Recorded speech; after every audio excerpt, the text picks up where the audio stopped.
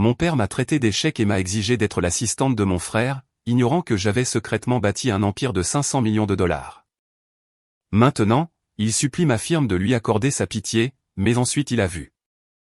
Cela a brisé son monde. Avant de commencer, veuillez cliquer sur j'aime et dites-moi, avez-vous déjà dû cacher votre succès juste pour maintenir la paix? Marchons avec Elena alors qu'elle se prépare à révéler la vérité.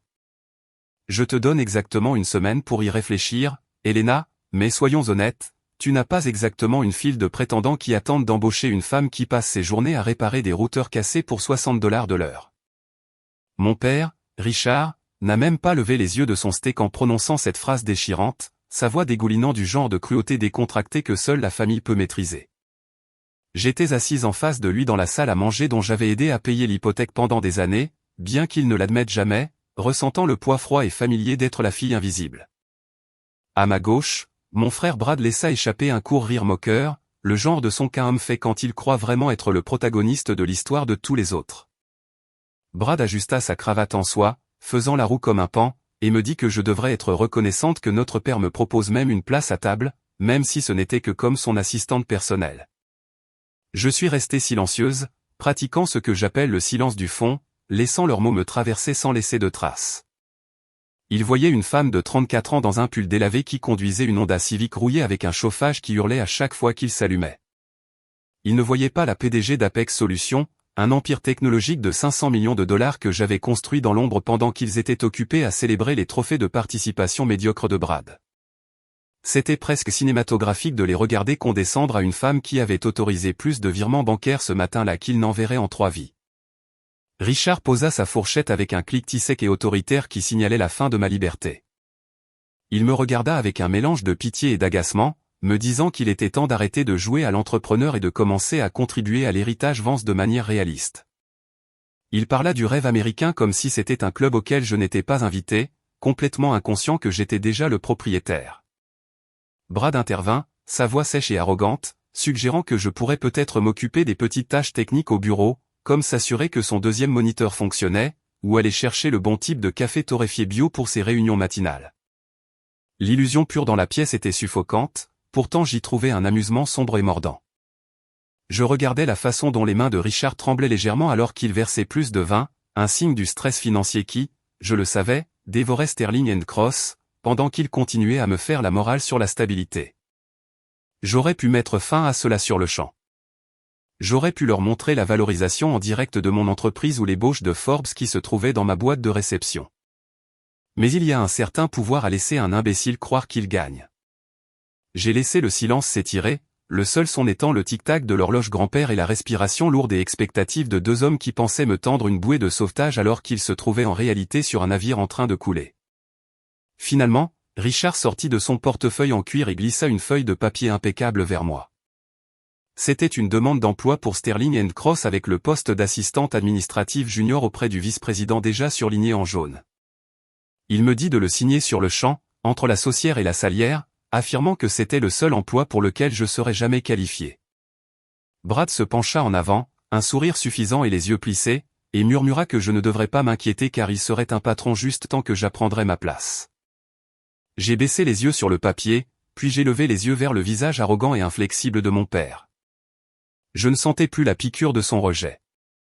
Je sentais la résolution froide et dure d'une femme qui avait déjà dépassé le monde dans lequel il vivait. Je n'ai pas pris le stylo. J'ai juste glissé la demande dans mon sac, je me suis levé et je leur ai dit que je donnerais à leur offre généreuse le temps de réflexion exact qu'elle méritait. Alors que je me dirigeais vers ma voiture délabrée, les laissant trinquer à un avenir qu'ils ne réalisaient pas être déjà révolu, j'ai ressenti un déferlement de pouvoir justifié. Ils pensent me donner un travail, mais ils n'ont aucune idée qu'ils sont en réalité en train de mendier pour leur vie.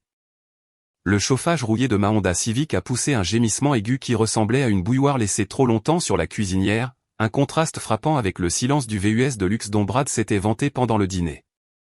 Alors que je naviguais dans les rues sombres et glissantes par la pluie, loin de la maison de mon père, l'air froid s'infiltrant par les joints des portes a déclenché un souvenir que j'avais passé des années à essayer d'enfouir. J'avais à nouveau 21 ans, assise à un bureau de fortune dans le coin de notre garage plein de courants d'air, l'odeur d'huile et de vieux cartons épaisse dans l'air. Ce garage était mon premier conseil d'administration, l'endroit où j'étais resté éveillé jusqu'à 3 heures du matin, mes doigts s'engourdissant alors que je tapais des lignes de code sur un ordinateur portable remis à neuf que j'avais acheté avec 3 mois de pourboire de serveuse. Je me suis souvenu de la nuit où j'ai enfin rassemblé le courage de demander à Richard de l'aide pour ma dernière année de scolarité. 15 000 $ qui auraient assuré mon avenir. Il n'avait même pas regardé mon plan d'affaires. Il avait juste ri, un son bref et dédaigneux qui faisait écho à celui que Brad avait fait ce soir et m'avait dit que mes rêves étaient trop vagues et que la place d'une femme dans l'industrie était de soutenir les hommes qui faisaient réellement bouger les choses. Au lieu de cela, il prit exactement la même somme d'argent et l'a remis à Brad pour une start-up de branding lifestyle que tout le monde savait n'être qu'une façade pour sa vie sociale. J'ai observé depuis les ombres de ce garage comment Brad a dilapidé les économies familiales en costumes coûteux et en dîners tandis que j'apprenais à survivre avec du café noir et le désir brûlant de leur prouver qu'ils avaient tort. Ce sont les signaux d'alarme que j'avais initialement essayé d'ignorer. Les petites coupures tranchantes d'un père qui valorisait l'ego d'un fils au détriment de l'intellect d'une fille. J'avais passé toute ma jeunesse à être l'architecte silencieuse de leur confort, gérant les tâches ménagères et le travail émotionnel, tandis que Richard passait son temps à modeler Brad à l'image de sa propre arrogance. Ma mère, Martha, se glissait occasionnellement dans le garage avec une assiette de toast froid, les yeux pleins d'une pitié silencieuse et impuissante qui blessait plus que les cris de mon père. Elle ne lui a jamais dit d'arrêter. Elle n'a jamais défendu la fille qui reconstruisait le réseau domestique de la famille gratuitement tout en se faisant dire qu'elle était techniquement incompétente. J'ai réalisé alors que je ne construisais pas seulement une entreprise. Je construisais une forteresse où il ne pourrait plus jamais m'atteindre. Chaque ligne de code que j'écrivais dans ce garage glacial était une brique dans un mur qui séparerait finalement mon empire de leur médiocrité. J'avais sacrifié ma vie sociale, ma santé et mon désir d'approbation pour créer Apex Solutions, travaillant dans l'obscurité afin de pouvoir finalement entrer dans une lumière qu'ils ne pourraient pas éteindre. Le souvenir est passé au jour où la start-up de Brad a fait faillite, et Richard a eu l'audace de me demander si je pouvais l'aider avec la dette de carte de crédit de Brad en utilisant le petit peu d'économie que j'avais réussi à amasser. Ce fut la première fois que je pratiquais le silence du fond. Je n'ai pas dit non. Je n'ai juste pas répondu. Et j'ai quitté la maison 48 heures plus tard sans un mot d'adieu. J'ai emporté ce silence avec moi dans le monde, l'utilisant comme une arme dans les salles de réunion remplies d'hommes qui ressemblaient exactement à mon père. Ils ont tous commis la même erreur. Ils ont supposé que mon calme était un manque d'ambition plutôt qu'un surplus d'observation. Le dîner de ce soir n'était qu'un cauchemar récurrent, un rappel que pour eux, je serais toujours la fille du garage, malgré le fait que je contrôlais maintenant une entreprise évaluée à 500 millions de $. Alors que je me garais sur le parking de mon modeste immeuble, je regardais la demande d'emploi pour Sterling & Cross posée sur le siège passager, le papier froissé sous le poids de ma main. C'était une tentative pathétique et mesquine de me ramener dans une cage dont j'avais brisé les barreaux il y a 10 ans. J'ai pensé aux milliers d'heures que j'avais passées à perfectionner les algorithmes qui alimentent désormais l'infrastructure même que Richard était si désespéré de sauver. J'avais appris à construire mon propre trône pendant qu'il se disputait encore pour savoir qui allait s'asseoir dans la vieille chaise en bois vermoulu à la tête de la table à manger.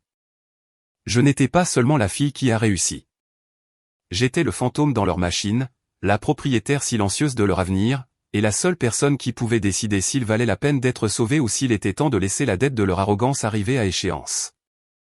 La pluie continuait de fouetter les fines fenêtres de mon modeste appartement d'une chambre, un tapotement rythmique qui me procurait habituellement la paix.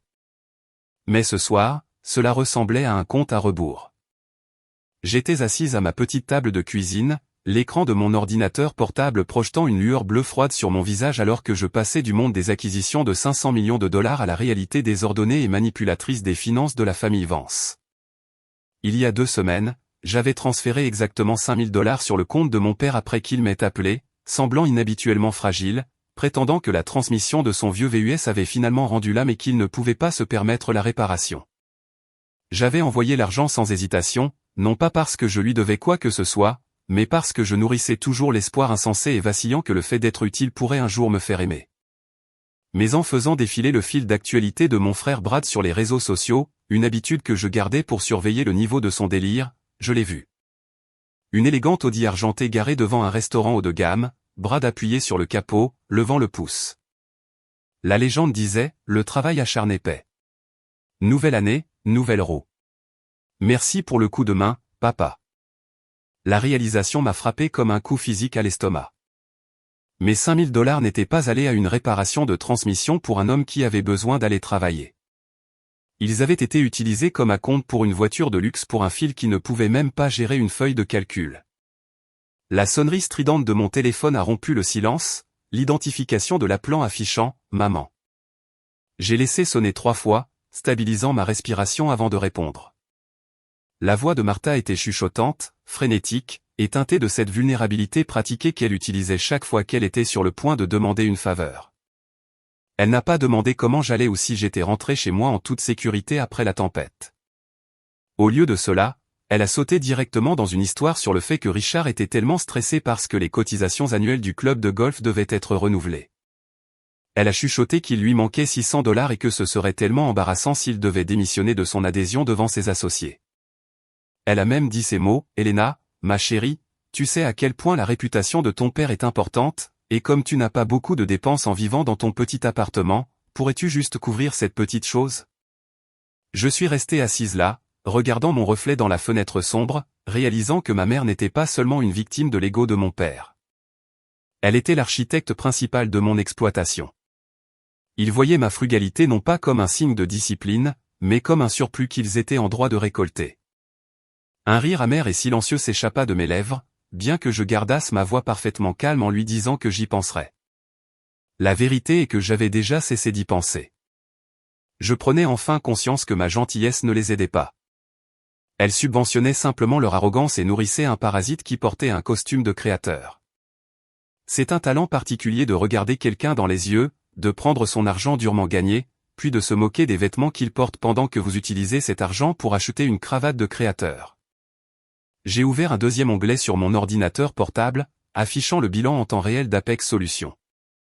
Les chiffres là-bas étaient stupéfiants, une mer d'encre noire qui représentait des milliers d'heures de ma sueur et de mon brio, une fortune qui pourrait acheter sterling et cross 100 fois sans même entamer mes réserves de trésorerie. J'ai comparé ce cœur massif et battant de mon empire à la petite et pathétique histoire de transaction de mon compte personnel où j'avais saigné de l'argent pour des gens qui me méprisaient. J'ai ressenti un soudain et profond sentiment de clarté, un apaisement de la voix de la bonne fille qui m'avait tenu captive pendant 34 ans. J'ai réalisé qu'en leur donnant de l'argent, je leur donnais le pouvoir de continuer à me regarder de haut. Je payais le privilège d'être leur paillasson. J'ai regardé la demande de $600 une dernière fois et je n'ai ressenti rien d'autre qu'un détachement froid et clinique. J'ai lentement déplacé mon curseur vers le coin de l'écran et j'ai cliqué sur le X rouge de mon onglet bancaire personnel, le son du clic résonnant dans l'appartement silencieux comme une porte se verrouillant pour la dernière fois. La banque d'Elena était officiellement fermée et pour la première fois de ma vie, je me suis senti vraiment dangereusement riche. La lumière du matin filtrait à travers ma fenêtre de cuisine, illuminant les poussières d'encens dans l'air de mon appartement silencieux avec une clarté qui ressemblait à un nouveau départ. C'était un mardi, généralement une journée remplie de décisions importantes au bureau, mais mon attention était ancrée sur le petit écran de mon téléphone posé sur le comptoir en marbre. Je n'ai pas eu à attendre longtemps l'inévitable. À exactement 9h45, un message texte de mon père a clignoté sur l'écran, brisant le calme du matin avec la familiarité dérangeante d'un ordre. Le message était court et dépourvu de toute chaleur. Les cotisations de golf sont dues avant midi. Virez les $600 immédiatement. Ne soyez pas en retard. Il n'y avait pas de « s'il vous plaît », pas de demande d'information sur mon bien-être après la tempête de la nuit dernière. Juste le sentiment froid de droit d'un homme qui me considérait comme un distributeur de billets pratiques et sans fond pour sa vanité. J'ai pris une lente et délibérée inspiration, sentant l'air frais remplir mes poumons, et j'ai tapé 3 mots qui avaient mis 10 ans à mûrir. Non, je ne le ferai pas. Je n'ai pas offert d'excuses pathétiques à propos d'un budget serré ou d'une fausse excuse parce que je ne lui devais aucune justification de garder l'argent que j'avais gagné avec ma propre sueur et mon brio. J'ai appuyé sur renvoyer et j'ai senti un étrange frisson électrique parcourir mes veines. Le genre de rébellion silencieuse qui marque la fin définitive d'une ère où j'étais un paillasson. La réponse fut presque instantanée. Une violente éruption de bruit numérique. Mon téléphone n'a pas seulement vibré avec un texte. Il a pratiquement hurlé avec un appel entrant de Richard. Je n'ai pas décroché. J'ai simplement regardé l'écran s'illuminer avec son nom, un témoin silencieux de son désespoir croissant jusqu'à ce qu'il tombe enfin dans un lourd silence. 1 minute plus tard, la notification d'un nouveau message vocal est apparue. J'ai appuyé sur lecture et la voix de Richard a rempli la pièce, tremblante d'une rage primale aussi laide que prévisible. Il ne ressemblait pas à un père. Il ressemblait à un propriétaire frustré dont le locataire le plus fiable avait soudainement cessé de payer pour une propriété où elle n'avait même jamais vécu. Il m'a traité de déception égoïste et ingrate, qui avait oublié chaque sacrifice qu'il était censé avoir fait pour me loger pendant mes années d'échec. Il m'a dit qu'après tout ce que lui et Brad avaient fait pour protéger le nom de famille de mon manque d'ambition, ce refus était une gifle à l'héritage Vance. La partie la plus mordante n'était pas la colère, mais la manière dédaigneuse et abrupte avec laquelle il a conclu, me disant que si je ne pouvais pas être une joueuse d'équipe, je ne devrais pas prendre la peine de me montrer au dîner du dimanche ou partout où des personnes respectables se réunissaient. Pour lui, rejeter une fille qui n'était plus financièrement utile était une forme juste de libération. Je suis resté là dans le silence persistant qui a suivi l'enregistrement, les échos de son venin flottant toujours dans l'air comme une fumée toxique. Dans le passé, ces mots auraient brisé ma confiance, me laissant sombrer dans une semaine de culpabilité angoissante et de tentatives désespérées et larmoyantes de réparer les choses juste pour me sentir à nouveau désiré. Mais aujourd'hui, j'ai ressenti une paix si profonde qu'elle était presque troublante. J'ai réalisé que l'homme sur cet enregistrement ne connaissait pas réellement la femme qui se tenait dans cette cuisine. Il hurlait à un fantôme de sa propre création. Une version d'Elena qui n'existait que pour servir son ego et financer le mode de vie médiocre de Brad. La fille égoïste qu'il réprimandait était en réalité la femme visionnaire qui empêchait actuellement toute son industrie de s'effondrer en faillite. Un fait qu'il était sur le point d'apprendre de la manière la plus publique et humiliante possible. Je ne faisais pas cela par un désir mesquin de vengeance ou un cœur rempli de haine. Je le faisais parce que le rêve américain qu'il aimait prêcher était bâti sur le mérite et le travail acharné. Deux choses qu'il avait cessé de valoriser dès le moment où il avait décidé que je n'étais rien de plus qu'un plan de secours pour son fils. J'ai supprimé le message vocal d'une main ferme. L'icône de la corbeille numérique reflétait la façon dont je nettoyais enfin le désordre émotionnel de mon âme. J'ai regardé autour de mon modeste appartement, l'endroit qu'il moquait d'être bon marché et déprimant, et je l'ai vu pour ce qu'il était vraiment, un sanctuaire de ma propre création, construit avec un travail honnête et une féroce indépendance. Je n'avais pas besoin de leur approbation pour être entière, et je n'avais certainement pas besoin de leur permission pour être la personne la plus puissante dans n'importe quelle pièce où j'entrais. Alors que je prenais mon sac de marque et me dirigeais vers la porte, laissant derrière moi les échos de la cruauté de Richard, je me sentais plus légère que je ne l'avais été depuis des décennies. Le dernier lien avait été coupé, et la déception de la famille était sur le point d'entrer dans une salle de conférence d'Apex Solutions, où sa voix avait plus de poids que 1000 insultes de son père réunies. Je ne jouais plus un rôle dans leur pièce. C'était moi qui possédais le théâtre, et le dernier acte était sur le point de commencer. C'est difficile, n'est-ce pas? De voir un père traiter sa fille travailleuse comme un distributeur automatique de billets tout en faisant l'éloge d'un fils qui ne fait rien. Avez-vous déjà été dans une situation où votre gentillesse a été prise pour de la faiblesse par votre propre famille? J'aimerais beaucoup entendre vos réflexions dans les commentaires. Et si vous souhaitez qu'Elena leur montre de quoi elle est vraiment capable, veuillez aimer cette vidéo. Le silence dans mon bureau chez Apex Solutions était un contraste saisissant et froid avec le venin ardent du message vocal de mon père.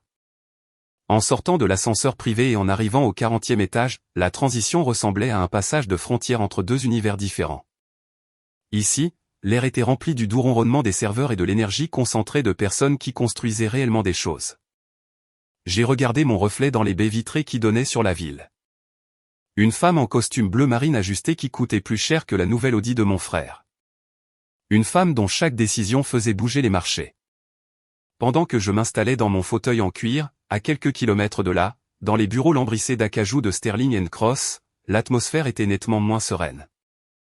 Mon père, Richard, était actuellement en pleine réunion de conseil d'administration à enjeux élevés, ses mains tremblant probablement sous la table alors qu'il faisait face à Arthur Kingston, le président impitoyable du conseil. Arthur ne se souciait pas des héritages des Vance ni de la fierté familiale. Il se souciait du fait que leur système hérité était en panne et que le prix de leurs actions s'effondrait.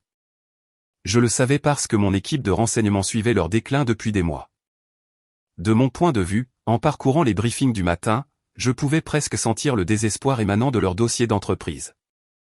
Arthur Kingston aurait claqué un dossier sur la table, sa voix résonnant dans la pièce, disant à Richard et Brad que s'ils ne concluaient pas un contrat d'intégration avec Apex Solutions avant la fin du mois, Sterling & Cross serait liquidé au 1er du mois prochain. L'ironie était délicieuse. Une lente satisfaction brûlante qui me réchauffait plus que le café de qualité supérieure que mon assistante venait de poser sur mon bureau. Mon père, l'homme qui venait de me traiter de déception égoïste, était maintenant mis sur le grill parce qu'il manquait de la perspicacité technique qu'il m'avait reproché de posséder. Brad, selon le rapport de notre consultant interne, avait tenté d'intervenir pendant la réunion avec ses habituels mots-clés de branding lifestyle, essayant de charmer Arthur avec des discours de synergie et de perturbation du marché. Arthur l'avait apparemment coupé en plein milieu de sa phrase, qualifiant ses idées de intellectuellement en faillite et exigeant de savoir pourquoi il n'avait même pas réussi à obtenir une réunion préliminaire avec le PDG d'Apex. Brad le garçon en or était traité comme une nuisance dans sa propre salle de conseil. Une prise de conscience qui a sûrement piqué son ego gonflé plus que toute leçon que j'aurais pu lui donner. Je me suis penché en arrière, mes yeux suivant les lignes d'un algorithme complexe sur mon deuxième moniteur, pensant à l'arrogance aveuglante nécessaire pour se noyer tout en refusant une bouée de sauvetage de la personne que l'on insulte activement. J'ai tourné mon attention vers le tableau de bord interne de notre système d'intégration client. Chez Apex, nous ne prenions pas toutes les entreprises qui frappaient à notre porte. Nous étions les gardiens de la nouvelle économie. Mon responsable des acquisitions avait signalé une nouvelle demande urgente qui était arrivée via le portail de demande générale il y a seulement 20 minutes. J'ai cliqué sur le fichier et il était là, Sterling & Cross. La demande était signée par Richard Vance lui-même, bien que le langage fût inhabituellement humble, ou du moins aussi humble qu'un homme comme mon père pouvait le faire. Il mendiait pratiquement une audience, ignorant que le PDG Vance auquel il s'adressait était la même fille qu'il avait dit d'arrêter de jouer à l'entrepreneur seulement 48 heures auparavant. J'ai ressenti une vague de mélange d'empathie profonde et de chagrin amer en voyant sa signature sur ce document numérique. C'était un vieux lion qui ne réalisait pas qu'il avait déjà été remplacé, s'accrochant au lambeau d'une réputation construite sur le dos de gens comme moi. Il était si aveuglé par sa propre vision patriarcale du monde qu'il ne pouvait même pas imaginer une réalité où sa fille lui était supérieure à tous égards mesurables. Ma secrétaire Sarah a tapoté légèrement le chambranle de la porte, son expression professionnelle mais pleine de connaissance. Elle a posé une copie physique du prospectus de Sterling & Cross sur mon bureau, notant qu'ils avaient offert de payer le double des frais d'intégration standard juste pour un examen accéléré. J'ai regardé le logo doré en relief sur le dossier, une relique d'un modèle commercial du XXe siècle qui était dévorée vivante par l'avenir que j'avais créé. J'ai repensé au message vocal de Richard, la façon dont il m'avait écarté dès que j'avais cessé d'être son filet de sécurité financière. Et maintenant, il m'offrait, sans le savoir, une fortune pour sauver le nom même qu'il prétendait que je souillais. Je ne ressentais pas le besoin de crier ou de célébrer. Je ressentais juste une froide clarté professionnelle. J'ai dit à Sarah de les mettre sur la liste d'attente standard de 3 semaines, sachant que pour une entreprise au bord de l'effondrement, 3 semaines pouvaient aussi bien être 3 siècles. Je voulais qu'ils restent dans cette incertitude, qu'ils ressentent le poids de leur propre insuffisance en attendant un appel d'une femme qu'ils ne croyaient pas exister. En fermant le dossier, j'ai réalisé que la bataille chez Sterling & Cross était déjà terminée. Ils n'avaient juste pas réalisé que j'étais celle qui avait déjà gagné. Le soleil avait à peine commencé à percer le brouillard matinal lorsque je suis sorti de mon modeste appartement, le poids lourd du message vocal de Richard s'installant enfin en un diamant froid et dur de résolution dans ma poitrine. Je me suis dirigé vers ma Honda Civic rouillée, mais je n'ai pas tendu la main vers les clés. Au lieu de cela, j'ai fait signe au Cadillac Escalade noir qui tournait au ralenti au bord du trottoir, ses vitres teintées reflétant le monde que j'avais construit pendant que ma famille s'occupait de me regarder de haut. Alors que le chauffeur me tenait la porte ouverte, j'ai senti les dernières couches d'Elena la déception se décoller, remplacées par les bords tranchants et inflexibles d'une femme qui possédait l'horizon. Le trajet jusqu'au siège d'Apex Solutions a duré 20 minutes de pur silence professionnel. Un sanctuaire où je pouvais me défaire de la peau d'une fille soumise et habiter l'esprit d'une PDG qui supervisait un empire de 500 millions de dollars. Lorsque nous nous sommes arrêtés devant le monolithe de verre et d'acier qui arborait le logo de mon entreprise, l'équipe de sécurité n'a pas demandé ma carte d'identité. Ils ont simplement incliné la tête dans un respect silencieux et habituel pour lequel mon père aurait tué. J'ai traversé le hall, mes talons claquant rythmiquement sur le marbre italien, passant devant le mur des fondateurs où mon propre portrait était accroché, un gardien silencieux de l'innovation qui rendait actuellement toute l'industrie de Richard obsolète. J'ai contourné mon bureau privé et me suis dirigé directement vers la salle de guerre au 40e étage où l'air était épais de l'odeur de café cher et de l'anxiété palpable d'une douzaine d'ingénieurs seniors. Ils étaient bloqués depuis 14 heures par un goulot d'étranglement de latence dans notre algorithme principal de trading haute fréquence, un bug qui coûtait à l'entreprise près de 200 000 $ toutes les 60 minutes qu'il restait irrésolu. Je suis resté à l'arrière de la pièce un instant, observant ces hommes brillants, dont beaucoup ressemblaient exactement aux collègues dont Richard se vantait, transpiraient sur des lignes de code qu'il ne pouvait pas démêler. Quand je suis finalement entré dans la lumière du moniteur principal, la pièce est devenue silencieuse. Je n'avais pas besoin d'aboyer des ordres ou d'exiger de l'attention.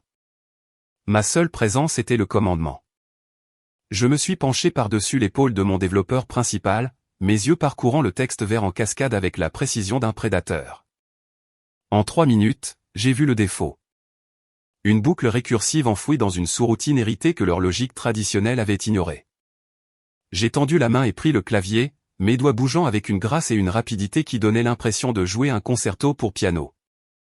J'ai supprimé 40 lignes de code redondants et les ai remplacées par 5, optimisant la porte logique d'une manière aussi élégante que terriblement efficace. Alors que j'appuyais sur la touche d'exécution, les barres d'erreur rouges sur les écrans massifs muraux sont devenues un verre stable et pulsant, et la pièce a éclaté en un soupir collectif de soulagement et d'admiration. Je me suis tourné vers l'ingénieur principal, un homme de 20 ans mon aîné, et lui ai offert un sourire mince et sardonique qui portait le fantôme d'un rire. J'ai repensé à la voix de Richard sur ce message vocal, qualifiant mes compétences de vagues et limitées. Et puis j'ai regardé le tableau de bord affichant une augmentation des revenus projetés de 12 millions de dollars au cours des 24 prochaines heures grâce à ces 5 lignes de code. Je n'ai pas dit, je vous l'avais bien dit, à la pièce parce que quand vous êtes le cerveau de l'Empire, vous n'avez pas besoin d'expliquer votre brio. Vous existez simplement comme la preuve. En rentrant à ma suite exécutive, j'ai ressenti l'ASMR de l'intellect, une satisfaction profonde et apaisante qui venait de savoir que j'étais la personne la plus compétente dans un bâtiment rempli de génie. Je me suis assise à mon bureau, la surface en acajou fraîche sous mes paumes, et j'ai regardé le panorama urbain. Ma secrétaire, Sarah, est entrée silencieusement et a placé un dossier unique relié en cuir devant moi. C'était le rapport formel de diligence raisonnable accélérée sur Sterling & Cross. Elle a noté qu'ils avaient envoyé 3 courriels de suivi au cours de la dernière heure, chacun plus désespéré que le précédent, et qu'Arthur Kingston lui-même avait personnellement appelé notre réception 2 fois pour plaider pour une ligne directe avec le PDG Vance. J'ai pris le dossier, sentant la texture du papier coûteux que Richard utilisait probablement ses dernières lignes de crédit pour se permettre. Je me suis souvenu qu'il m'avait dit d'être l'assistante de Brad pour apprendre la vraie stabilité d'un frère qui ne pouvait même pas équilibrer un chéquier sans aide. J'ai ouvert le dossier à la page de signature et j'ai vu le nom de mon père écrit d'une main tremblante et désespérée qui trahissait sa peur. Je n'ai pas ressenti de pitié. J'ai ressenti une froide curiosité professionnelle quant à combien il était encore prêt à perdre avant de réaliser que la fille des petits boulots techniques était maintenant la seule chose qui le séparait de la ruine totale. J'ai fermé le dossier et j'ai dit à Sarah de rappeler à l'équipe d'accueil que nous ne récompensons pas le désespoir, nous récompensons la valeur. Et Sterling & Cross n'avait pas encore prouvé qu'ils en avaient. L'air dans ma suite exécutive chez Apex Solutions était filtré à la perfection, un sanctuaire frais et silencieux qui semblait à des lieux du chaos humide de la ville en contrebas. J'étais assise à mon bureau, la surface une dalle d'obsidienne sombre et polie, et j'ai ouvert un fichier numérique sécurisé intitulé « Briefing interne Sterling & Cross ». Grâce à un consultant haut placé que j'avais discrètement retenu il y a des mois, j'assistais en première ligne au lent déraillement de l'héritage de mon père. Les rapports étaient vifs, presque viscéraux dans leurs détails. Je pouvais presque sentir l'espresso rassis et l'odeur métallique de sueur paniquée qui imprégnaient maintenant leur salle de réunion lambrissée d'acajou. À ce moment précis, Arthur Kingston, l'homme qui représentait la volonté de faire du conseil d'administration de Sterling & Cross, se tenait probablement à la tête de la table, son visage un masque de froide fureur corporative. Selon mes informations, Arthur avait finalement atteint son point de rupture avec les excuses de mon père. Il aurait claqué un épais dossier de projection trimestrielle en baisse sur la table, le son résonnant comme un coup de feu, et a lancé un ultimatum qui ne laissait aucune place à la fierté de la famille Vance. Il leur a dit que s'ils ne concluaient pas un partenariat avec une entreprise technologique de premier plan comme Apex Solutions dans les 14 jours, le conseil d'administration lancerait une liquidation d'urgence.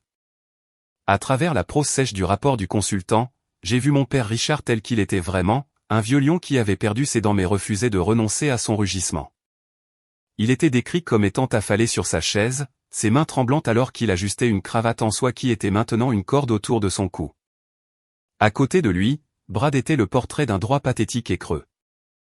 Même si le navire prenait l'eau, Brad essayait encore de déployer les mêmes mots-clés de branding lifestyle vide qu'il avait trahi depuis l'université.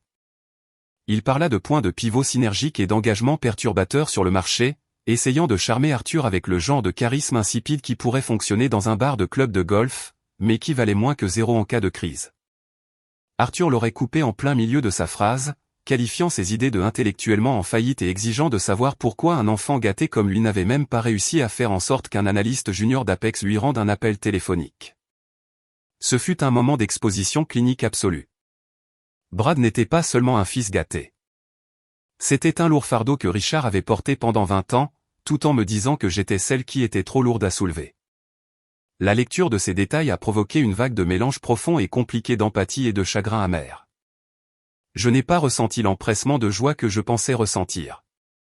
Au lieu de cela, j'ai ressenti une profonde tristesse pour l'homme que mon père était autrefois.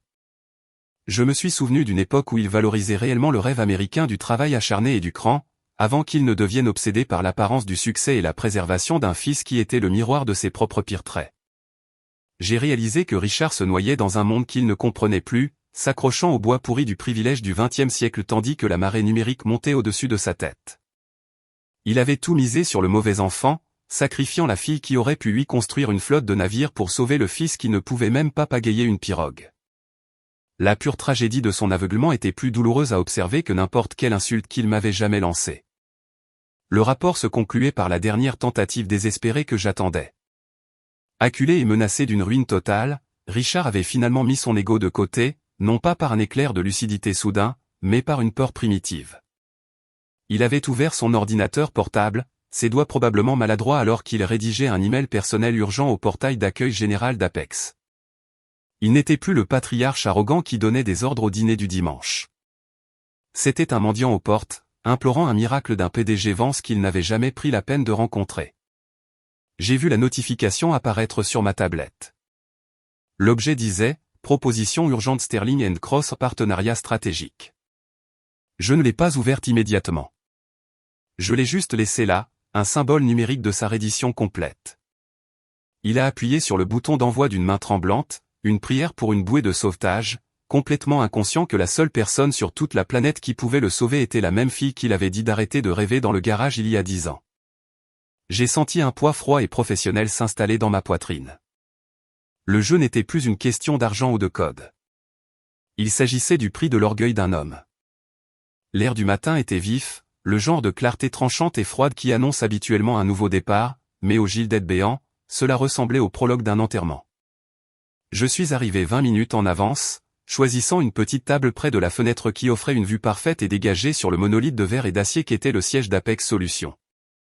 J'étais vêtu de mon uniforme habituel de déception, un simple pull gris anthracite et un jean foncé, le camouflage parfait pour une femme qui ne voulait pas être remarquée par les gens qui prétendaient l'aimer. Quelques minutes plus tard, un taxi s'est arrêté au bord du trottoir, et j'ai vu mon père et mon frère en sortir. Tous deux vêtus de costumes qui coûtaient probablement plus cher que leur compte d'épargne en baisse. Ils sont entrés dans le café avec une confiance bruyante et ostentatoire.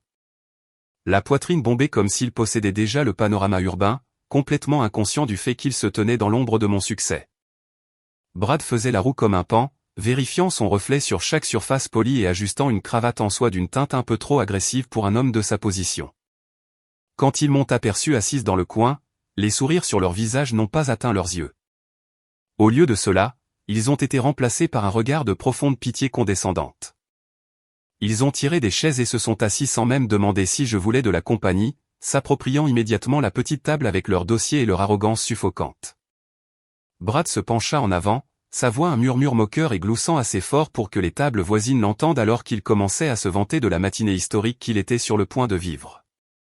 Il m'a dit que dans exactement 45 minutes, il entrerait dans le conseil d'administration le plus exclusif du pays pour serrer la main d'un milliardaire et conclure un partenariat qui sauverait Sterling & Cross du bord du gouffre. Il a parlé de négociations stratégiques de haut niveau et de leadership visionnaire comme s'il récitait des lignes d'un séminaire d'affaires médiocre, complètement inconscient que le PDG Vance qu'il était si désespéré d'impressionner regardait actuellement une goutte de sueur couler sur son front. Je suis resté assise en silence, pratiquant ce silence du fond, laissant ces mots me traverser comme de l'eau sur une pierre. Je ne ressentais pas le besoin de corriger ses illusions ou de souligner les défauts techniques de sa stratégie. Il y a une satisfaction silencieuse spécifique, une sorte d'ASMR intellectuel à regarder quelqu'un se vanter d'une victoire qu'il n'a pas gagnée à la personne même qui a déjà décidé qu'il avait perdu. Mon père, Richard, ne s'est pas donné la peine de faire la conversation ou de prendre un café. Il m'a regardé avec un mélange de dégoût et de véritable déception, ses yeux parcourant mes vêtements simples et mon sac d'ordinateur portable usé comme s'ils étaient une insulte personnelle au nom de la famille Vance. Il s'est penché, sa voix froide et autoritaire, et m'a rappelé que c'était mon dernier avertissement, ma dernière chance de rejoindre l'équipe gagnante. Il a désigné les tours de verre d'Apex et m'a dit de regarder mon frère pour voir à quoi ressemblait un vrai Vance lorsqu'il était sur le point de la grandeur. Il a affirmé que si je ne signais pas la demande d'assistante sur le champ et n'acceptais pas de travailler sous la direction supérieure de Brad, il rayerait officiellement mon nom de la fiducie familiale et je ne serais plus jamais la bienvenue chez lui. Il a qualifié mon refus d'égoïste, de myope et d'indigne d'une fille, utilisant sa colère pour masquer le stress financier brut et terrifiant qui, je le savais, le rongeait. C'était une démonstration pathétique d'un vieil homme essayant d'exercer son pouvoir sur la seule personne qu'il pensait pouvoir encore contrôler. Je n'ai pas bronché ni détourné le regard. J'ai juste pris une lente et délibérée gorgée de mon café au lait, regardant mon père avec un œil compatissant mais inflexible. Je ne me suis pas disputé avec eux, et je n'ai pas offert un seul mot de défense pour ma carrière ou ma vie. J'ai simplement regardé les deux hommes qui m'avaient dit pendant 34 ans que je n'étais pas assez et j'ai ressenti un étrange et glaçant sentiment de finalité. Je leur ai dit que j'avais entendu chaque mot qu'ils avaient dit et que je donnerais à leur offre généreuse exactement le temps de réflexion qu'elle méritait. Je me suis levé, jetant mon sac sur mon épaule, et j'ai regardé Richard une dernière fois, voyant le fantôme du père que j'avais autrefois désespérément voulu plaire. J'ai simplement dit, « Bonne chance pour votre réunion, papa. J'espère sincèrement que toi et Brad obtiendrez exactement ce pourquoi vous avez travaillé aujourd'hui. » Brad laissa échapper un bref rire moqueur et se leva pour redresser sa veste, sa voix dégoulinant d'une condescendance décontractée et cruelle alors qu'il me disait de regarder et d'apprendre depuis la touche. Il affirmait que c'était le niveau d'un véritable Vance, un niveau de pouvoir et de prestige que je ne comprendrais jamais même si je vivais 1000 ans. Alors que je sortais du café et me dirigeais vers l'entrée latérale privée du bâtiment Apex, je n'ai pas regardé en arrière. Je pouvais les entendre rire derrière moi. Deux hommes célébrant leur propre chute tandis que la femme qu'ils avaient rejetée avançait vers l'avenir qu'ils étaient sur le point de perdre. Les montagnes russes émotionnelles atteignaient leur sommet, et j'étais la seule à savoir où les rails se terminaient. J'ai franchi l'entrée latérale privée de la tour Apex Solutions, la lourde porte en verre se refermant avec un sifflement pressurisé qui a fait taire la cacophonie de la ville. À l'intérieur, l'air était parfaitement tempéré et sentait légèrement l'ozone et le succès coûteux, un contraste saisissant avec le café rassis et l'amertume que j'avais laissé derrière moi au café. Je n'ai pas eu besoin de m'enregistrer. Le scanner biométrique du groupe d'ascenseurs privé a reconnu ma démarche et la carte unique de mon iris avant même que j'atteigne la porte. Alors que l'ascenseur montait silencieusement vers le 40e étage, j'ai regardé mon simple pull gris anthracite et mon jean dans les murs recouverts de miroirs. Dans n'importe quel autre bâtiment, j'aurais l'air d'une intruse. Mais ici, au cœur de l'empire de 500 millions de dollars que j'avais bâti à partir de rien, j'étais la seule personne qui appartenait vraiment. J'ai atteint mon bureau, une vaste étendue de design minimaliste et de technologie de pointe, et je me suis assise derrière mon bureau en obsidienne. J'ai tapé une commande sur la surface et une douzaine de moniteurs haute définition se sont allumés, affichant chaque angle du hall principal à travers les portes vitrées. En bas, les massives portes tournantes ont poussé Richard et Brad dans l'atrium. De mon point de vue aérien sur l'écran, ils ressemblaient à deux petites taches d'encre sombre sur une vaste feuille de marbre blanc. Je les ai vus s'arrêter net, leur tête s'inclinant en arrière pour apprécier l'échelle verticale pure de l'atrium. Le plafond était une forêt suspendue de verre et de lumière à 60 pieds au-dessus du sol, et les murs étaient recouverts de verdure vivante et de titane brossé. Je pouvais voir le brio de Brad commencer à se fissurer en temps réel. Il ajusta sa cravate pour la 20e fois, ses mouvements saccadés et incertains. Richard se tenait à côté de lui, serrant sa mallette en cuir comme un bouclier, sa mâchoire serrée dans une ligne dure qui tentait et échouait à projeter de l'autorité. Ils se sont dirigés vers le bureau de sécurité centrale, un monolithe incurvé de quartz blanc, avec les pas hésitants d'hommes qui avaient réalisé qu'ils étaient gravement sous-vêtus pour l'occasion, malgré leurs 1000 costumes. Ils étaient physiquement présents dans mon monde, mais l'atmosphère était si étrangère et moderne qu'ils semblaient complètement perdus. Le chef de la sécurité n'a même pas levé les yeux lorsqu'ils se sont approchés. J'ai regardé à travers la caméra comment Brad se penchait sur le bureau, ses lèvres bougeant dans ce que je savais être une tentative maladroite de se poser en VIP. Il laissait probablement tomber le nom de Sterling & Cross comme si c'était un ticket d'or. Ignorant que dans ce bâtiment, ce nom était synonyme d'une relique du passé en faillite, l'agent de sécurité est resté impassible, désignant les bornes d'enregistrement numérique avec une indifférence professionnelle et plate qui a clairement ébranlé mon frère. Ils ont été contraints de faire la queue avec les autres vendeurs et consultants, privés du traitement spécial qu'ils prenaient pour acquis dans leur propre entreprise. J'ai vu Richard regarder autour du hall, ses yeux se posant sur les ascenseurs rapides et élégants qui transportaient les employés vers des étages auxquels ils ne pouvaient même pas accéder sans ma permission. Les portes vitrées n'étaient pas seulement des barrières physiques. C'étaient les seuils d'un monde qui exigeait un niveau d'intellect et de vision qu'ils ne possédaient tout simplement pas. Mon cœur a commencé à battre avec un rythme régulier et puissant. Non pas le battement frénétique d'un enfant effrayé, mais le pouls profond et résonnant d'un chef d'orchestre avant la première note d'une symphonie. Je me suis souvenu de chaque dîner du dimanche où l'on me disait que mes idées étaient trop petites. Chaque fois que j'étais ignoré à table, tandis que les blagues médiocres de Brad étaient applaudies. Maintenant, je les regardais être ignorés par mes propres employés, traités comme les distractions insignifiantes qu'ils étaient vraiment. Les montagnes russes émotionnelles atteignaient leur point culminant, le moment de suspension avant la chute inévitable et exaltante. Je me suis penché en arrière dans ma chaise, le silence du fond remplissant maintenant tout mon bureau, et j'ai regardé comment ils étaient finalement passés à travers les contrôles de sécurité rigoureux. Ils ont commencé à marcher vers le mur des fondateurs, une immense dalle de marbre blanc où l'histoire d'Apex était gravée en argent. Ils n'étaient qu'à quelques mètres du portrait qui allait changer leur vie pour toujours. La voix de Sarah est passée par l'interphone, nette et professionnelle. PDG Vance, les représentants de Sterling & Cross ont quitté le hall et sont actuellement dans l'ascenseur. Ils devraient être à la réception dans environ 90 secondes. Ils se tiennent actuellement devant le mur des fondateurs. J'ai regardé les moniteurs une dernière fois, voyant mon père et mon frère disparaître dans les portes argentées de l'ascenseur, leurs visages pâles et tirés sous les lumières modernes et dures. J'ai tourné ma chaise des écrans vers la porte, mon expression un masque de pouvoir froid et inflexible. Le silence avant la tempête était terminé. Il était temps pour la révélation qui briserait leur réalité. Le mur des fondateurs chez Apex Solutions n'était pas qu'une simple décoration.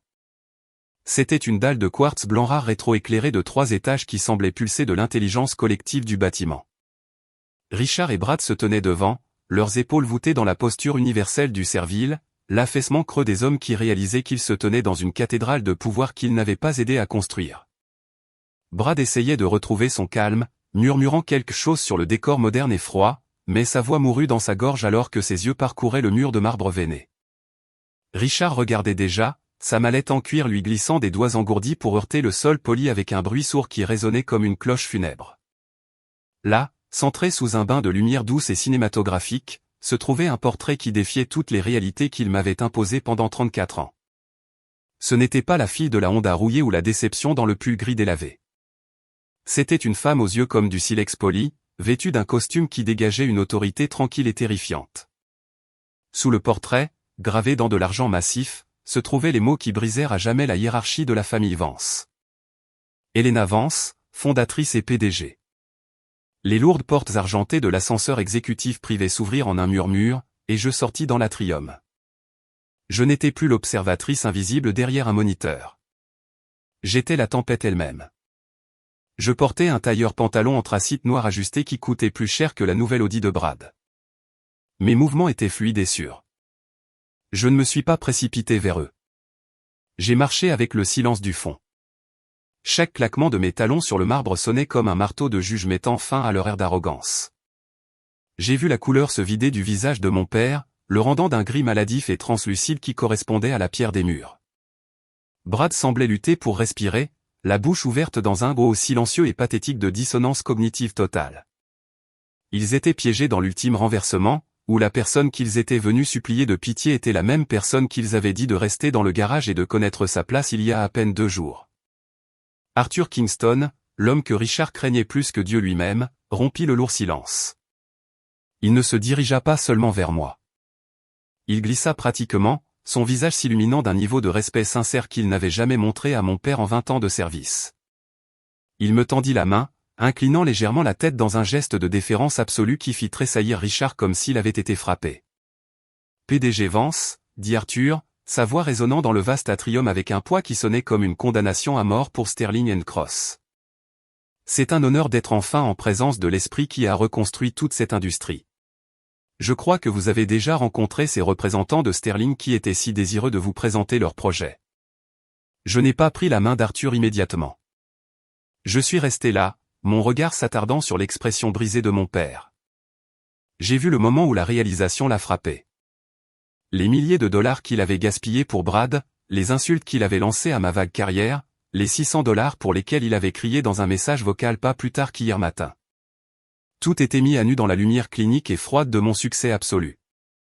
La catharsis, la satisfaction suprême, n'était pas dans le fait de crier ou de se vanter. Elle était dans le poids pur et inébranlable de la vérité.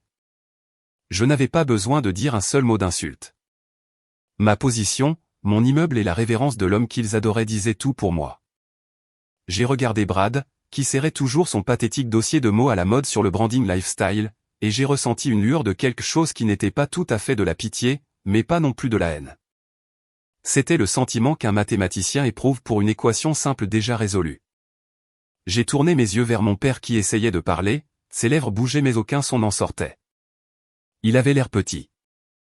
Pour la première fois de ma vie, Richard Vance ressemblait à un très petit homme debout dans une très grande pièce. J'ai finalement parlé, ma voix calme, professionnelle, et entièrement dépourvue de la fille qu'il connaissait autrefois. Arthur, veuillez faire attendre les représentants de Sterling dans la salle de conférence du 4e étage. J'ai quelques problèmes de plusieurs millions de dollars à résoudre avant de pouvoir m'occuper de leurs petites demandes. Alors que je me retournais pour regagner mon ascenseur privé, les laissant debout dans l'ombre de mon portrait, je savais que la famille Vance dans laquelle j'avais grandi était morte, et que la femme qui l'avait tuée était enfin libre. Je suis entré dans la salle de conférence du 4e étage exactement 45 minutes plus tard, l'air à l'intérieur vibrait encore du silence stupéfait de mon père et de mon frère. Richard se leva en me voyant, son visage une carte d'une humilité désespérée et nouvellement acquise, et il commença à bégayer des excuses, m'appelant ma chérie, comme si les 10 dernières années de cruauté dédaigneuse pouvaient être effacées par une seule expression d'affection effrayée. J'ai levé une main, un geste professionnel et brusque qui le fit taire instantanément, et je m'assis à la tête de la table. Je lui ai dit très clairement que je n'étais pas assise là en tant que sa fille, mais en tant que PDG d'Apex Solutions, la femme qui tenait le destin de Sterling & Cross entre ses mains. J'ai énoncé les termes du contrat. Je sauverais son entreprise, non pas par loyauté familiale, mais parce que leurs données héritées étaient un atout précieux pour notre nouvel algorithme. Cependant, il y avait une clause non négociable. Brad devait être privé de toute autorité exécutive et retiré du projet immédiatement en raison de son manque documenté de compétences techniques. J'ai vu le visage de Brad devenir d'un rouge profond et humilié, sa bouche s'ouvrant pour protester. Mais un seul regard de Richard, un regard qui voyait enfin le fils comme un fardeau, le fit taire pour de bon. Mon père signa le document d'une main qui ne cessa de trembler, réalisant que même si j'avais sauvé sa fortune, j'avais démantelé la fausse hiérarchie qu'il avait passé sa vie à construire. Dans les mois qui ont suivi, j'ai établi de nouvelles limites inébranlables qu'aucune quantité de culpabilité familiale ne pouvait pénétrer. Je n'ai pas agi par un désir mesquin de vengeance ou de haine, mais à partir d'un endroit de profonde clarté qui m'a permis de les voir tels qu'ils étaient réellement sans le brouillard du besoin de leur approbation. Je me suis assuré que les besoins financiers de base de mes parents étaient satisfaits, mais la banque d'Elena est restée définitivement fermée à leurs caprices, à leurs adhésions au club de golf et aux innombrables entreprises ratées de Brad. J'ai ressenti un profond sentiment de satisfaction intellectuelle en sachant que j'avais réalisé le rêve américain par pure autonomie et persévérance, tout comme Richard avait l'habitude de prêcher, même si j'étais la seule Vance à l'avoir réellement vécu. Ma mère, Martha, a finalement cessé de me demander des faveurs, réalisant que je n'étais plus une enfant qu'elle pouvait manipuler avec de doux murmures de devoirs. J'ai ressenti une paix guérissante m'envahir, un apaisement des vieilles blessures qui m'a permis de me concentrer enfin entièrement sur moi. J'ai regardé ma famille avec une sorte de pitié clinique et détachée. Comme on regarde un monument en ruine d'une ère oubliée et imparfaite. 1 an plus tard, le soleil matinal semblait plus chaud alors que je me tenais dans le showroom d'une concession haut de gamme, l'air sentant le cuir neuf et le succès tranquille. Je n'étais pas là pour acheter une voiture pour impressionner Brad ou pour prouver quelque chose à mon père. J'étais là parce que j'avais enfin compris que je méritais un véhicule qui correspondait au pouvoir de la femme que j'étais devenue. J'ai regardé l'élégante berline électrique, un chef-d'œuvre d'ingénierie et de vision, et j'ai ressenti une vague de joie authentique, pure. J'ai pensé à ma vieille Honda Civic rouillée toujours garée sur le parking, une fidèle compagne à travers les années de silence et de lutte, et j'ai ressenti une profonde gratitude pour la fille qui avait passé ses nuits glaciales dans le garage à construire cet avenir. Alors que je remettais le paiement, un simple virement bancaire sans effort qui n'a même pas été enregistré sur mon bilan, j'ai réalisé que le plus grand bouleversement n'était pas le portrait sur le mur ou le contrat sur la table. La victoire ultime était le fait que je n'avais plus besoin qu'il me voie pour savoir que j'étais enfin visible. J'ai quitté le parking et je me suis engagé sur la vaste étendue lumineuse de ma propre vie. La route devant moi était aussi claire et illimitée que l'empire que j'avais bâti de mes propres mains. En voyant Elena se tenir devant ce mur, ce n'était pas seulement une question d'argent ou de titre. C'était le moment où elle a finalement cessé de demander la permission d'être grande à des gens qui s'étaient engagés à la voir petite. C'est un puissant rappel que notre valeur n'est pas définie par la façon dont les autres nous traitent, mais par l'empire que nous nous construisons. La leçon ici est simple mais profonde. Le silence n'est pas une faiblesse, et le vrai succès n'a pas besoin de crier. À toutes les femmes qui travaillent tranquillement dans leur propre garage, continuez. Votre mur des fondateurs arrive. Comment cette histoire vous a-t-elle fait sentir? Y a-t-il eu un moment qui vous a touché? Peut-être une fois où vous avez réalisé que vous étiez l'Elena de votre famille. Veuillez partager vos histoires et vos leçons dans les commentaires ci-dessous. Je les lis toutes.